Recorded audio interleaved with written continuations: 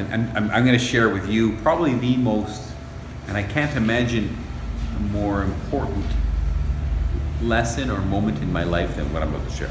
I can't imagine. There's going to be important ones, but like this one, in terms of a defining moment, I can't imagine. My mom, who left the rat race of Toronto, moved to the mountains of British Columbia to be able to garden nude and drink glacial water and get back to the land,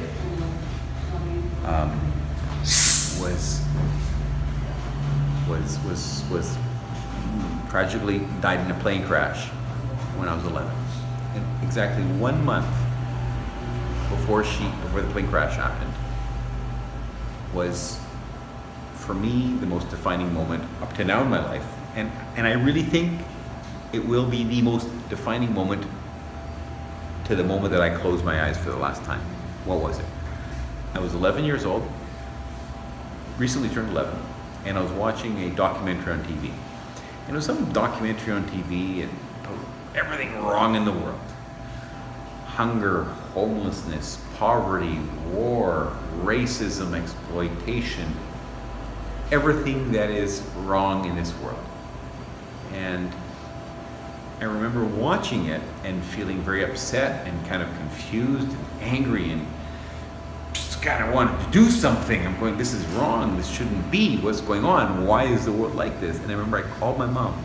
Remember, I'm 11 years old, so I'm just kind of opening my eyes to this. And I said, Mom, is the world like this? Is the world like this? Are there meaningless wars? Are there children living under bridges?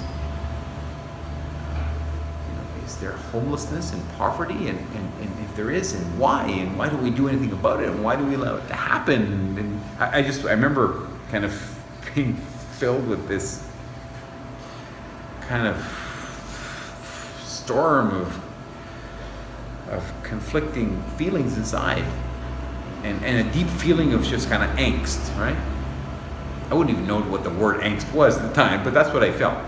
And I called my mom, and she came and sat down, and she said,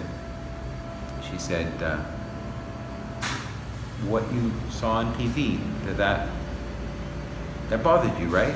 Did it cause a pain? It hurts you, right? You feel something inside you saying, this is wrong, shouldn't be like that. I said, yeah. And she says, Gregory, my son, that pain is good. Never, ever, ever let go of that pain. You are opening your eyes for the first time to the injustices of the world. And you feel that pain because it's natural, because that's human beings feel that pain when we see it for the first time. But what happens to the vast majority of us is, as time goes on, we lose that pain and we get used to the world as it is, the suffering, the injustice, the indignation, and we lose that sense of indignation.